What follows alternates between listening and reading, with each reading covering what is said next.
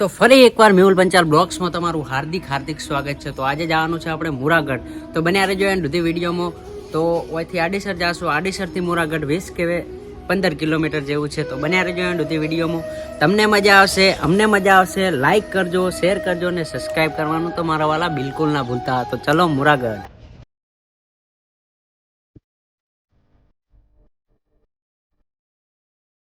તો 4 રસ્તા સુધી બાઇક લઈ જવાનું છે, પછી બસમાં યા ટ્રેનમાં જવાના છો। તો બન્યા રહેજો એન્ડ સુધી વિડીયોમાં। તમને મજા આવશે। આખું મુરાગઢનું લોકેશન બતાવીશું, એના રસ્તા કેવા છે એ બતાવીશું। તો બન્યા રહેજો એન્ડ સુધી વિડીયોમાં।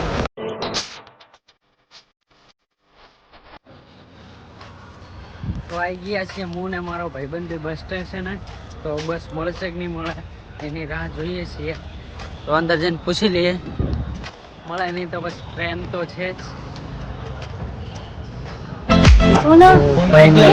બસ મળી ગઈ છે, ટિકિટ લીધી મળશું આડીસર। તો બન્યા રહેજો બધી વિડીયોમાં।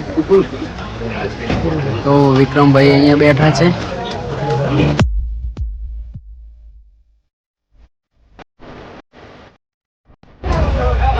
રાધનપુર આવી ગયું છે મિત્રો। 5 મિનિટનો બ્રેક લઈ અને નીકળીશું આપણે મુરાગઢ। તો આ છે વિક્રમભાઈ, હવે બંને જવાના છે મુરાગઢ। તો બંને વિડીયોમાં મજા આવશે।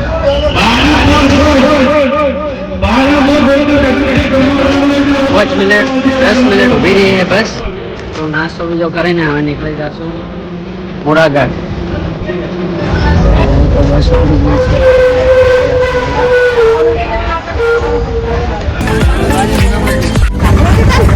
ફાઇનલી ગાઈસ હવે મળી ગઈ છે ચટણી। આવી રીતે બેહીને જવાનું છે વિડીયોમાં। મિત્રો નવા મંદિરના દર્શન કરી નાખ્યા છે, હવે જૂના મંદિરે જાશું દર્શન કરવા।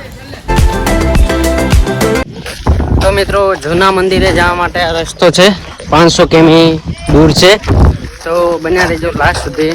ઉમાઈમાના દર્શન કરાવીશું, તમને કરાવીશું, અમે કરશું।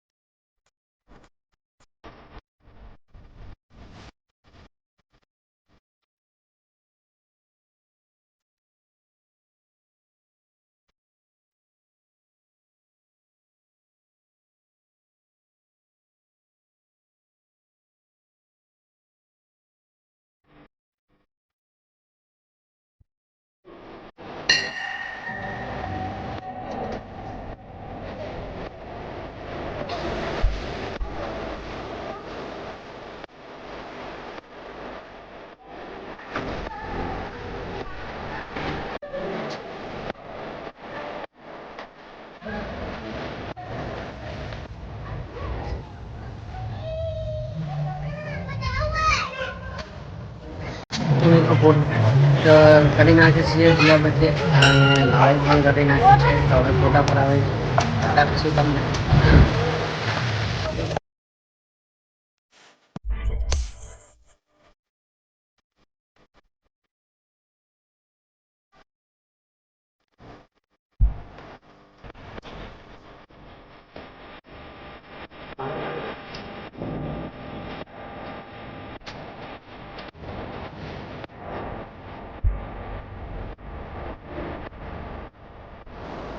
તો આ મિત્રો ઉમાઈમાના મંદિરના એક્ઝેક્ટ બાજુમાં જ આ તળાવ આવેલું છે।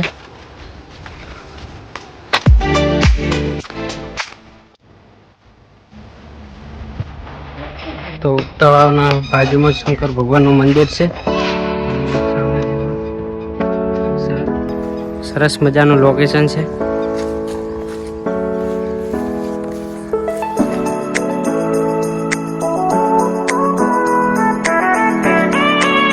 મિત્રો દર્શન કરી નાખી છે ઉમાઈ માતાજીના। તો આ વિડીયો તમને કેવો લાગ્યો, લાઈક શેર ને સબસ્ક્રાઈબ કરવાનું ના ભૂલતા। જય માતાજી।